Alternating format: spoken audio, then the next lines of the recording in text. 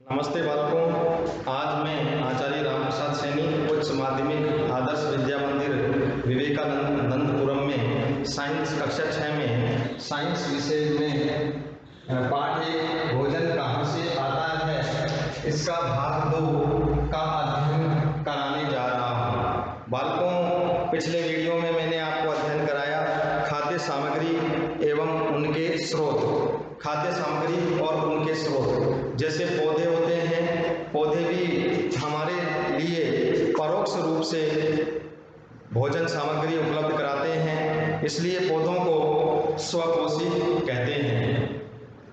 मनुष्य और जो जीव जंतु होते हैं उन्हें हम विषमपोषी कहते हैं। क्या कहते हैं? विषमपोषी। बहुत सारे ऐसे जीव होते हैं या ऐसे जंतु होते हैं जिनके द्वारा हमें भोजन की जो सामग्री होती है वो सारी की सारी सामग्री हमें उनसे प्राप्त होती है। बालकों, हमारा ये शरीर है, इस शरीर में सभी पोषक तत्वों की आवश्यकता होती है, वो सारी की सारी आवश्यकता हम भोजन के द्वारा करते हैं। बालकों, मैंने पिछले वीडियो में आपको अध्ययन कराया था कि खोई हुई शक्ति को पुनः प्राप्त करने के लिए हम भोजन करते हैं। भोजन से हमें ऊर्जा प्राप्त होती है। कार्बोहाइड्रेट, वसा, प्रोटीन, खनिज लवण, विटामिन, रुक्षांश आदि ये शरीर के लिए बहुत ही आवश्यक तत्व होते हैं। इनके द्वारा हमारे शरीर में वृद्धि और विकास होता है। बालकों, जैसे दूध देने वाले जंतु होते हैं उनसे हमें दूध प्राप्त होता है। कुछ ऐसे जंतु होते हैं जिनके द्वारा हमें और भी खाद्य पदार्थ प्राप्त होते हैं, जैसे मांस है, मछली है, झींगा है, और भी बहुत सारी चीजें हमें जंतुओं से प्राप्त होती है और उनसे हम भोजन की पूर्ति करते हैं। बालकों, पिछले वीडियो में ये सारा का सारा हमने अध्ययन किया। आपने उस वीडियो को ध्यान से देखा, समझने का प्रयास किया, तो अगला जो बिंदु है हमारा ठीक प्रकार से आपको स्पष्ट रूप से समझ में आएगा। बालकों, जैसे भोजन के रूप में पौधों के भाग और जंतु उत्पाद। भोजन के रूप में पौधे के भाग, जो पौधा होता है उसके विभिन्न ऐसे भाग होते हैं जिनको हम भोजन के रूप में ग्रहण करते हैं। जैसे ये डायग्राम जो दिखाया गया है इसमें पौधे के विभिन्न भाग हैं। ये मूल तंत्र होता है, ये जड़ें होती हैं। क्या होती हैं? जड़ें। ये जड़ें जमीन में नीचे की ओर वृद्धि करती है। जैसा कि बालकों आपको ध्यान में होगा, पौधे की जड़ें होती हैं वो जमीन के भीतर से अवशोषित जो जल होता है, खनिज लवण होता है, उसको तने के माध्यम से यहाँ पत्तियों तक, ये पत्ती होती है, क्या है ये? पत्ती। इन पत्तियों तक पहुंचाती है। किसके द्वारा? तने के द्वारा पत्तियों तक पहुंचाती है और पौधे का विकास होता है। जैसा कि आपको ध्यान में होगा, पौधे की जो पत्तियां होती हैं वो पौधे की खाद्य फैक्ट्रियां भी कहलाती है। क्या कहलाती है? खाद्य फैक्ट्रियां।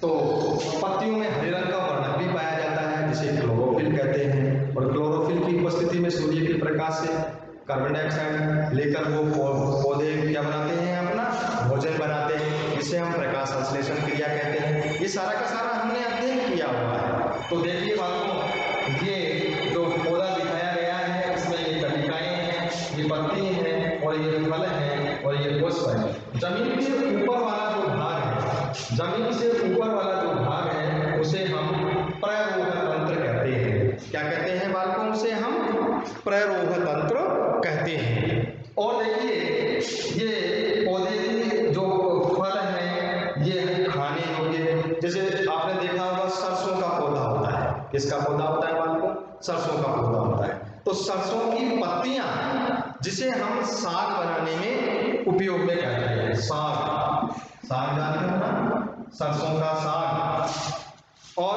जब ये इसमें बीज बनते हैं, सरसों के पौधे में जब फली लगती है और उन फलियों में जब बीज बनते हैं तो उन बीजों से क्या निकाला जाता है? तेल निकाला जाता है। और सरसों का जो तेल होता है वो हमारे लिए बहुत ही उपयोगी है।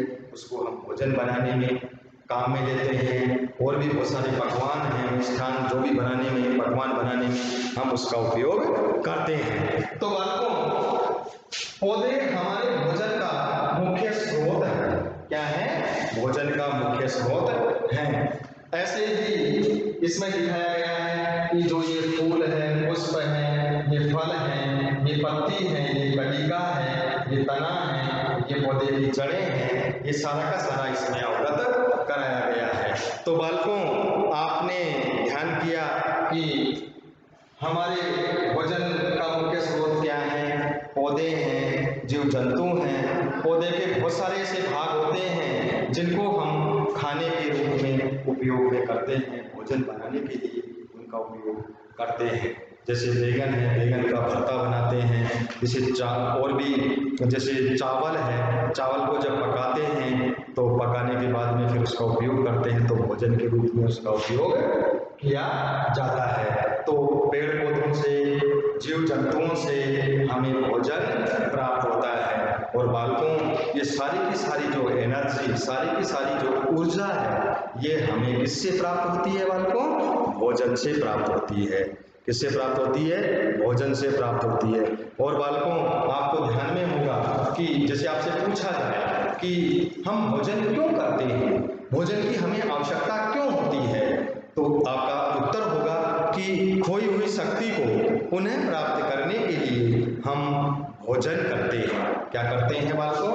भोजन करते हैं। और भोजन में सारी जो चीजें होती हैं, प्रोटीन, विटामिन, खनिज लवण, कार्बोहाइड्रेट, वसा, पोषांश, ये सारे के सारे जो पोषक तत्व होते हैं, ये हमारे शरीर की वृद्धि और विकास के लिए बहुत ही महत्वपूर्ण है। तो बालकों, पौधे हमारे भोजन का मुख्य स्रोत होते हैं। इनसे जो बीज बनते हैं, फल बनते हैं, जैसे पपाया है, पपीता है, अनार है, इनके जो फल हैं उनको जब हम खाते हैं तो हमें उनसे ऊर्जा मिलती है। विभिन्न प्रकार के खनिज लवण, विटामिन, प्रोटीन, ये सारे के सारे हमें इनसे प्राप्त होते हैं। तो बालकों, आज के इस वीडियो में आप ध्यान करेंगे कि पौधे की खाद्य फैक्ट्री क्या कहलाती है? उसकी पत्तियां कहलाती है।